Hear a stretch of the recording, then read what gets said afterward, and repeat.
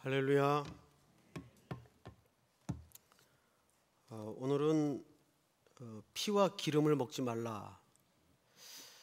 이 규례를 어기면 백성 중에서 끊어지겠다, 제거된다, 그 말이죠. 이대로라면 한국 사람들 절반 이상은 다 지금 죽어 있어야 맞습니다. 여러분, 선지국 맛있게 드시죠? 그 피로 만든 건데 어떡하죠? 우선 우리가 이렇게 구약을 읽으면서 이런 문제에 부딪힐 때마다 젊은이들이 질문을 많이 해요. 어떻게 된 거냐?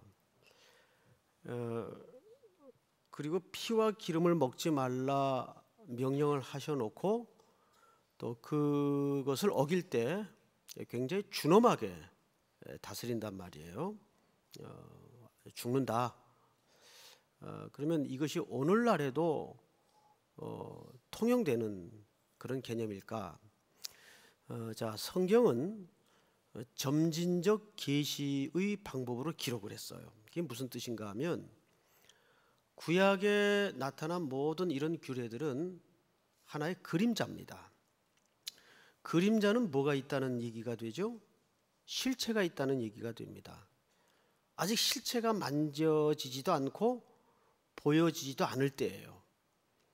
이러한 그림자는 전부 어떤 실체를 지향하고 있는 설명들인가 하면 예수 그리스도라는 실체를 지향하고 있는 그림이에요. 근데 그 실체가 오셔서 그분의 목적을 다 이루셨습니다. 그렇다면 그림자 역할을 하던 것은 소용이 있을까요, 없을까요? 그건 필요가 없죠. 대표적인 예로 구약의 안식일 규례가 굉장히 중요합니다. 그리고 굉장히 복잡하게 지키도록 돼 있어요. 그 안식일 날에는 특별히 오락을 삼가고 무엇도 하지 말고 굉장히 규례가 복잡을 해요. 왜 그렇게 까탈스럽게 무엇도 하지 말라? 여기에는 하나님이 우리를 향하신 그 집중케 하시는 의도가 있습니다. 이것도 하지 말고 저것도 하지 말라는 그런 설명 속에는 결론이 하나예요. 나만 집중해라, 그 말이에요. 그거를 그렇게 다양한 방법으로 설명을 해놓으신 겁니다. 나만 집중해라. 그래서 안식일 날에 담아진 총체적 메시지는 오실 메시아를 기다리는 날로서 그림자 역할을 했어요. 근데 그 메시아가 오셨단 말이에요. 오셨고 십자가의 구속의 과업을 다 이루셨습니다. 그럼 더 이상 그 안식일 날은 존재할 이유가 있을까요, 없을까요? 그래서 안식일은 폐지가 된 게 아니고 완성이 되었죠. 폐지가 된 게 아니에요. 완성이 되었어요. 그래서 더 이상 그 안식일을 붙들고 있을 이유가 없어요. 그런데 여전히 안식일을 붙들고 있다는 것은 뒤집어 얘기하면 무슨 뜻이 되냐면 아직도 예수 그리스도 메시아를 기다리고 있다는 얘기입니다. 아직도. 그건 또다시 무슨 얘기가 되냐면 2000년 전 오신 예수는 적어도 그들에게는 메시아가 아니었다는 얘기예요. 정확히 이단입니다. 이것은 기독론적 관점에서 정확히 이단이에요. 그러니까 구약의 모든 이런 설명들은 일관되게 하나의 그림자 역할을 하는 거예요. 실체가 오셨어요. 그러면 이러한 규례들은 지킬 필요는 없지만 우리가 자유할 수 있지만 여기에 담아진 가치, 정신 이런 것들은 우리가 고귀하게 붙들고 있어야 될 의무가 있단 말이에요. 형태는 더 이상 필요 없어요. 그러나 그 속에 담아졌던 그리스도께 집중하고 하나님께 영광을 돌리고 하는 가치적 측면에서는 여전히 의미가 있어요, 없어요? 있다는 거죠. 그걸 구분해서 우리가 이해를 하면은 어려울 것이 없습니다. 자, 그러면 본론으로 들어가서 22절을 좀 보십시다. 여호와께서 모세에게 말씀하여 이르시되 이스라엘 자손에게 말하여 이르라 너희는 소나 양이나 염소의 기름을 먹지 말라. 이걸 먹는 날에는 백성 중에서 끊어지겠다. 이거 준엄하게 다스렸어요. 자, 그러면 기름을 먹지 말라는 데 초점이 있느냐 아니면 다른 데 초점이 있느냐? 사실은 먹지 말라는 데 초점이 있는 게 아니고 기름은 하나님 입장에서 생각할 때 이건 내 거다 그 말이에요. 왜요? 기름에 담아진 영적인 가치 때문에 그렇습니다. 자, 그 설명을 어느 부분에서 아주 정확히 해놨는가 하면 우리 창세기 4장으로 잠깐 넘어가 볼까요? 4장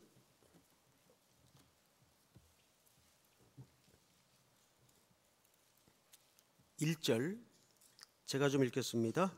아담이 그의 아내 하와와 동침하매 하와가 임신하여 가인을 낳고 이르되 내가 여호와로 말미암아 등남하였다 하니라. 그가 또 가인의 아우 아벨을 낳았는데 아벨은 양치는 자였고 가인은 농사하는 자였더라. 세월이 지난 후에 가인은 땅에 소산으로 제물을 삼아 여호와께 드렸고 4절 시작. 아벨은 자기도 양의 첫 새끼와 그 기름으로 드렸더니 여호와께서 아벨과 그의 제물은 받으셨으나. 자, 여러분 이 유명한 사건이죠. 가인의 제사는 거절이 되고 아벨의 제사는 연납이 됐습니다. 그래서 우리가 흔히 이 연납되고 거절된 기준을 제물에 초점을 두어 왔어요. 아벨은 피가 흘려진 희생 제사를 드렸기 때문에 받아줬고 가인은 피 없는 제사를 드렸기 때문에 거절되었다. 그러면 조금 우리 인간들의 입장에서는 섭섭하죠. 농사꾼이 가진 게 농작물밖에 없는데 곡물을 드리는 것이 당연하겠고 또 양치는 자는 양으로 드린 것이 유난히 또 잘한 것도 아니고 하나님이 그러면 직업 차별자냐? 여기에는 제물 자체보다도 조금 다른데 초점이 있죠. 잘 보시면 이 당시는 모세 율법이 들어오기 이전 시대이기 때문에 희생 제사에 대한 규칙이나 명령이 없었어요. 그래서 3절을 보시면 이렇게 돼 있어요. 3절 세월이 지난 후에라고 돼 있어요. 이 말을 원문으로 읽어보면 조금 직역을 해서 이런 뜻이 됩니다. 세월이 지났다는 말은 막연한 시간이 흘렀다라는 말이 아니고 농사의 한 절기가 지났다 그 뜻입니다. 그런 걸로 봐서 이 제사는 감사 제사입니다. 여러분 양도 치는 절기가 따로 있죠. 농사도 말할 것도 없고. 그래서 수확의 계절이 되어서 농사 짓는 자는 농작물로 예물을 드린 것이 당연한 거고 또 양치는 자는 양으로 예물을 드린 것이 유난히 잘한 것도 아니고 그건 당연한 거고 문제는 오늘 성경 기자가 이 두 사람의 예물을 드리는 예물에 초점을 둔 게 아니고 기록의 방식을 보면 오히려 예물을 드리는 태도에 문제가 있었어요. 자, 그걸 좀 보십시다. 4절 아벨은 자기도 양의 뭡니까? 양의 첫 새끼. 자, 여러분 여기 첫 새끼라는 말은 첫 것이란 뜻이죠. 그러니까 아벨은 수확물 중에 첫 것을 하나님께 드렸어요. 그리고 또 무엇으로 드렸다고 되어 있죠? 오늘 주제가 되는 그 기름으로 드렸더니 이렇게 되어 있어요. 근데 이 기름으로 드렸다는 말은 무슨 의미가 되냐면 가장 좋은 부분으로 드렸다 그 말이에요. 왜요? 기름은 하나님의 것이기 때문입니다. 그러니까 가장 좋은 부분은 먼저 하나님의 것으로 이해하여 아벨이 제사를 드릴 때 그렇게 구별하여 드렸다는 뜻이에요. 그래서 하나님이 이 두 사람의 제사를 받으실 때 유심히 보시면 이런 표현이 있죠. 4절 하반절에 드렸더니 여호와께서 아벨과 그의 제물은 받으셨으나, 제물만 받았습니까? 아벨의 전인격을 받았습니까? 그렇죠. 제물만 받질 않았어요. 아벨의 전 삶을 다 받았다는 얘기입니다. 반대로 5절 가인과 그의 제물은 받지 아니하신지라. 제물만 거절했습니까? 가인 존재 자체를 거절했어요. 이 무슨 뜻입니까? 자, 우리가 어른들 말에 이런 말 자주 듣죠. 야 이놈의 자식아, 하나를 보면 열을 알겠다. 그 말이 맞아요, 틀려요? 맞아요. 하나를 보면 열을 알게 돼 있죠. 이 두 사람의 예배 드리는 태도 속에 나머지 삶이 보입니까, 안 보입니까? 보이는 거죠. 두 사람의 예배 드리는 태도를 봐서 가인은 그냥 자기 농작물 중에 그냥 드렸어요. 그런데 성경 기자가 일부러 아벨에 드리는 태도를 구분해서 비교를 해놨어요.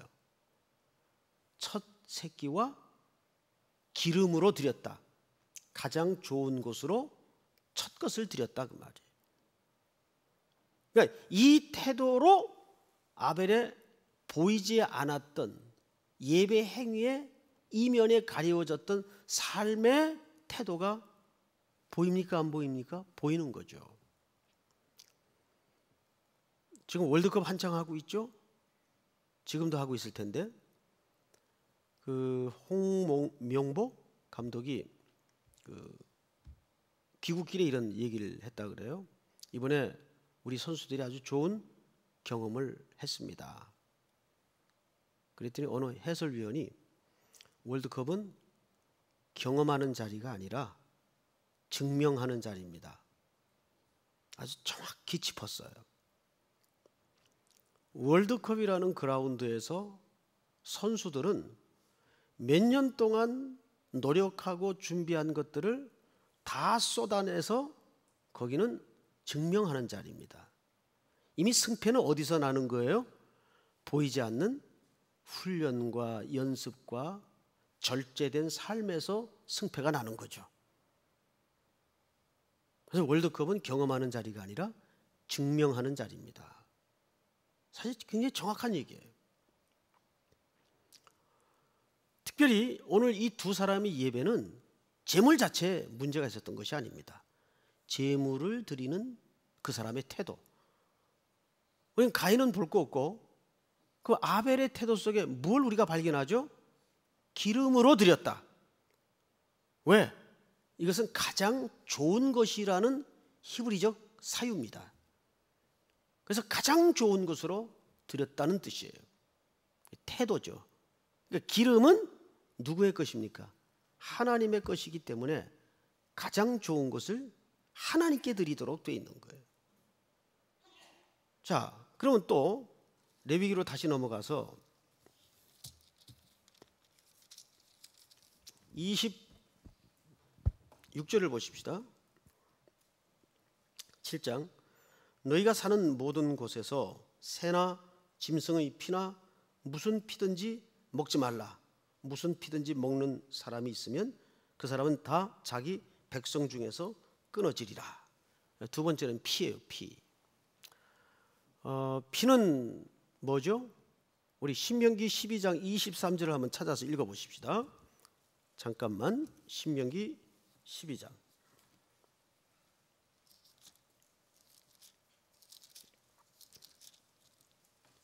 23절 우리 한번 같이 읽을까요? 시작.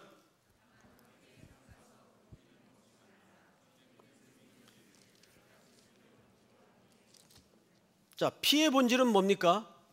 생명이에요. 그래서 이 생명도 모두 누구에게 속한 것입니까? 하나님께 속한 것이에요. 그래서 피도 생명의 본질을 설명하기 때문에 먹지 못하도록 되어 있어요. 그것은 하나님께 속한 것이라는 의미 때문입니다. 자, 그러면 간단히 정리가 됐어요. 그래서 기름도 피도 먹지 말라는데 초점이 있는 것이 아니라 더 적극적인 의미로는 이것은 누구의 것이기 때문이다? 하나님의 것이기 때문이다. 믿습니까? 자, 그렇다면 여기에서 이제 우리가 적용을 해야 돼요. 적용. 송 목사가 불친절해서 적용 잘 안 해주는데 오늘은 적용을 좀 해드리겠어요.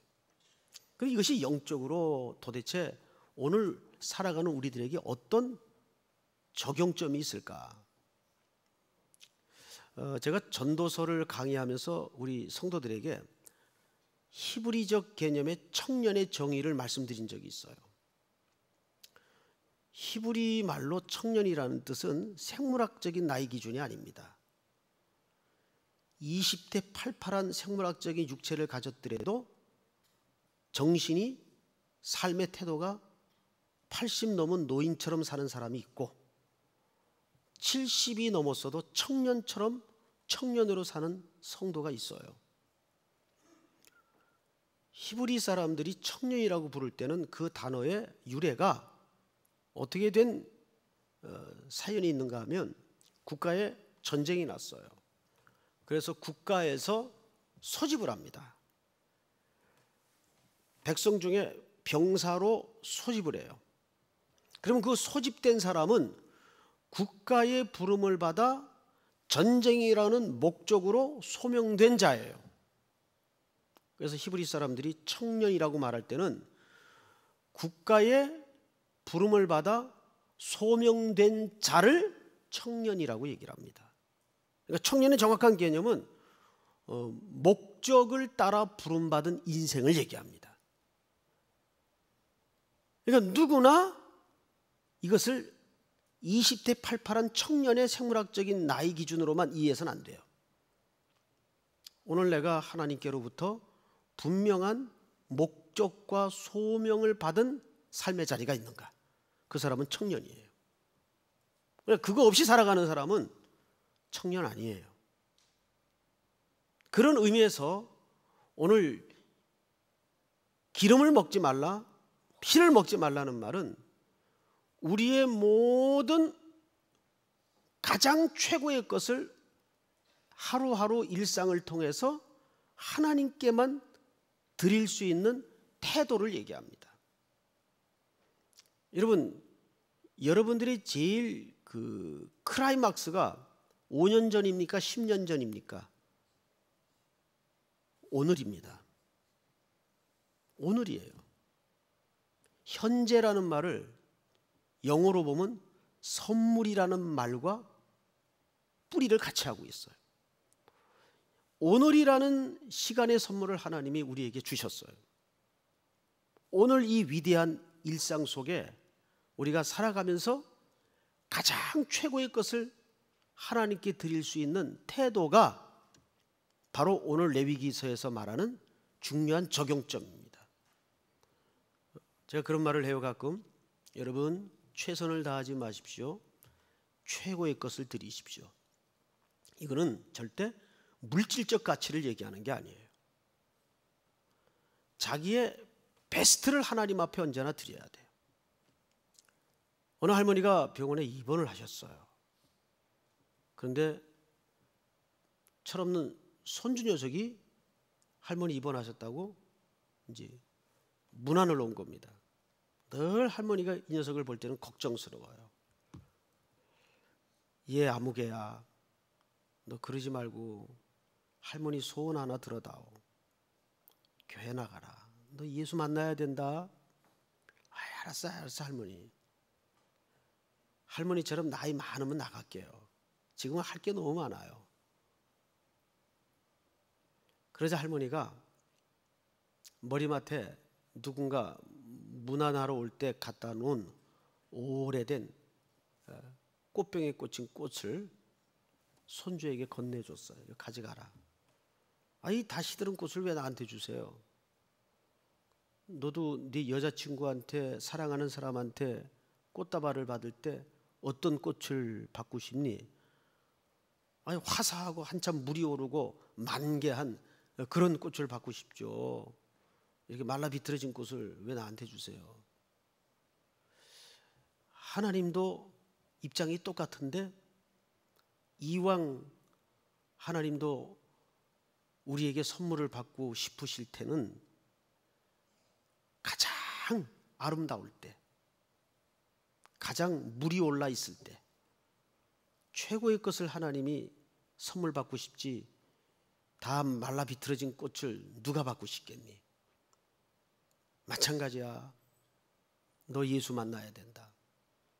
여러분, 물론 이것은 하나의 만들어진 이야기지만 우리에게는 생물학적인 나이보다도 오늘이라는 하루 속에 최고의 것을 언제나 하나님께 드리겠다는 그러한 각오와 마음으로 하루를 삶의 현장에서 감당해야 됩니다.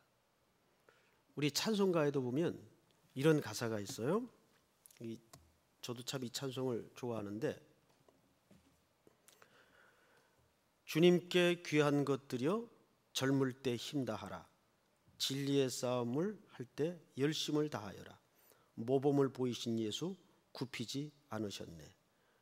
너희는 충성을 다해 주님을 섬기어라.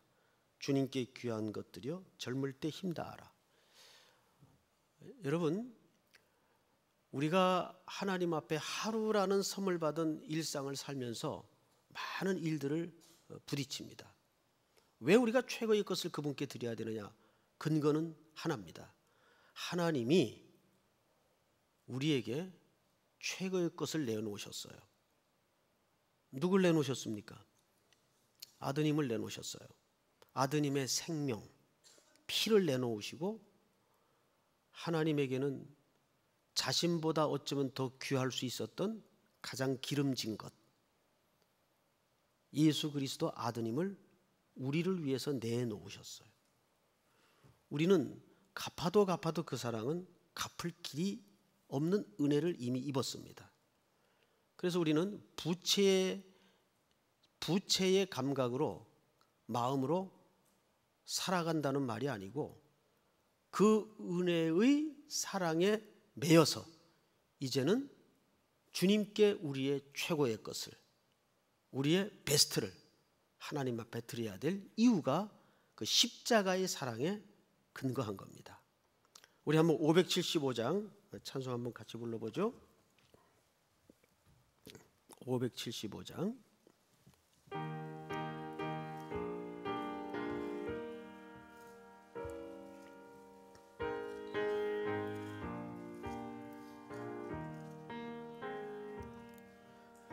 주님께 귀한 것 드려 젊을 때 힘다하라.